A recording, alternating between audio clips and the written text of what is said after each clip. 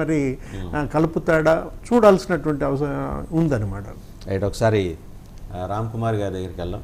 మనతో పాటు వైసీపీ నాయకురాలు సుజాత గారు కూడా జాయిన్ అయ్యారు. ఈరోజు ఇద్దరు మహిళలు ఇద్దరు సుజాతలే.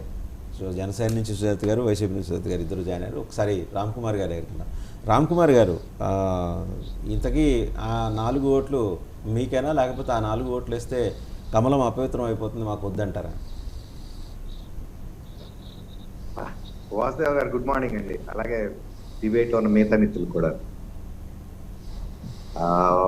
మీరు అడిగిన ఇప్పుడు 4 ఓట్లు ఎవరికి వేయాలనేది వాళ్ళకి స్వేచ్ఛ ఉందండి, వైసీపీ ఎంపీలకి.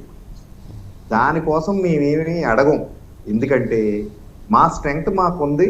అంటే ఎన్డీఏగా స్పీకర్ని గెలిపించుకునే స్ట్రెంగ్త్ మాకుంది. ఆ స్ట్రెంగ్త్ లేదనుకోండి, వాళ్ళు అడిగిన షరతులకు మేము లొంగాలి కదా. లొంగలేదంటేనే అర్థమైపోతుంది కదండి మా స్ట్రెంగ్త్ మాకుందని. వైసీపీ చేసే స్ట్రాటజీ ఏంటంటే ఎప్పుడూ కూడా వాళ్ళ గురించి చూడదు. ఎప్పుడు పక్కింట్లోకి ఎలా తొంగు చూస్తూ ఉంటుంది. ఆ పక్కింట్లో ఎవరన్నా విడగొట్టేసి వాళ్ళ కాపురాలు చెడగొట్టి వాళ్ళని లాక్కుందాం అనే తత్వం. ఇప్పుడే కాదండి, గత 5 ఏళ్లలో మేము దెబ్బతిన్నది కూడా అక్కడే. అయితే మేము ప్రతిదీ ఇలా విడమర్చి పచ్చిగా చెప్పకపోవడం వల్ల వాళ్ళు చేసిన ట్రాప్లో కాదు, వాళ్ళు చేసిన మసి కాస్త మమ్మల్ని అంటుకుంటు అలా అది చెప్పారు కదా, మసి అది బొగ్గిలా అంటుపోయేది. రామ్ కుమార్ గారు, మిమ్మల్ని చూస్తుంటే ముచ్చటేస్తుంది. ఎందుకంటే మీ పార్టీలో నిక్కచ్చిగా నిజాయితీగా జరిగిన వ్యవహారాన్ని మొహమాటం లేకుండా అంగీకరిస్తారు. మొత్తానికి మసి అంటుకుందనేది అంగీకరించారు వాళ్ళతో అంటగాగినందుకు. ఈ విజ్ఞత, ఈ ప్రాప్తకాలజ్ఞత మీ మిగిలిన నాయకత్వానికి కూడా ఉంటే బాగుంటుంది. కాదండి, అది అంటే అలా కాదు వాసుదేవ్ గారు. మనం కళ్ళు మూసుకుని పక్కనంతా చెప్పుకునేది అదే 2 రకాలండి. కళ్ళు మూసుకుని వింటే చక్కగా వినపడుతుంది. కళ్ళు పూర్తిగా ఇంకా తర్వాత కూడా తెరవకుండా అనుకోండి, మనం మునిగిపోతాం, పార్టీ కూడా మునిగిపోద్ది. ఈ ఫీడ్బ్యాక్ ఖచ్చితంగా చాలా గట్టిగానే ఇచ్చేవాడిని. గట్టిగా ఇవ్వబట్టే మీరు చూస్తే వికసిత సంకల్ప యాత్ర అనేది మొదలు పెట్టింది. దానికి విపరీతమైన ప్రచారం ఇచ్చి మా అందరినీ కూడా గ్రౌండ్ లెవెల్ తిరగమని 6 నెలలు 8 నెలల నుంచే గట్టిగా తిప్పారు కిందకి. అంటే ఏపీ బీజేపీలో ఒక 4-5 బీజేపీలు ఉన్నాయండి. Telugu Desam BJP, YCP BJP, Sangh BJP, ఇట్లాగా కనీసం ఇకనైనా ఒక బీజేపీ ఉంటుందని మీ అసలు బీజేపీ కార్యకర్తలు వాళ్ళు ఆకాంక్షిస్తున్నారు. అలా ఉండే అవకాశం మీ కన్చూపు మేరలో కనీసం ఇప్పుడు మీరు కాకినాడ అనుకోండి, కాకినాడకు 100 కిలోమీటర్ల దూరంలో ఏమైనా కనిపిస్తుందా? కాదు, మళ్ళీ ఇది ఒక క్వశ్చన్ నుంచి ఇంకో క్వశ్చన్ వెళ్ళిపోయారు. ఏమంటే 4 బీజేపీలు ఏంటో నాకైతే తెలియదు వాసుదేవ్ గారు. భారతీయ జనతా పార్టీ అనేది ఒకటే. పైన ఏం చెప్తే రాష్ట్ర అధ్యక్షురాలు ఇక్కడ తీసుకుని లోకల్ ఫ్లేవర్స్ యాడ్ చేసి దానికి ఈ పనులు చేయండి అని చెప్తారు తప్పితే అంతకన్నా ఏముండదండి. ఇంట్రెస్ట్ ఉన్న వాళ్ళు చేస్తారు, ఇంట్రెస్ట్ లేని వాళ్ళు పక్క తప్పుకోవాలి తప్పితే. అన్ఫార్చునేట్గా ఏంటంటే ఒకళ్ళో ఇద్దరు ఎవడో తప్పు మాట్లాడచ్చు, ఒక్కొక్కసారి పొరపాటున తప్పు కూడా మాట్లాడచ్చు. దాన్నే హైలైట్ చేయడం మీడియాకి అలవాటు అయిపోయింది. అంటే కొంతమంది ఇప్పుడు అది ఎక్కడ ఉందా అని సాక్షి పట్టుకుని కింద నుంచి చూస్తూ ఉంటది. ఇప్పుడు ఒక మాట చెప్తారండి, డిబేట్లకో దీనికో అఫీషియల్ గా ఒక లిస్ట్ ఇస్తారు, వాళ్ళలోనే రావాలని చెప్పి పైనుంచి చెప్తారండి. అంటే పార్టీ పరంగా టీవీలో ఎవరెవరో వచ్చేసారనుకోండి, వాళ్ళు మాట్లాడిన దానికి మేము బాధ్యత కాదని కూడా చెప్పేస్తారు. అయితే వాళ్ళ వాయిసే తీసుకుంటే పార్టీ ఈస్ నాట్ రెస్పాన్సిబుల్.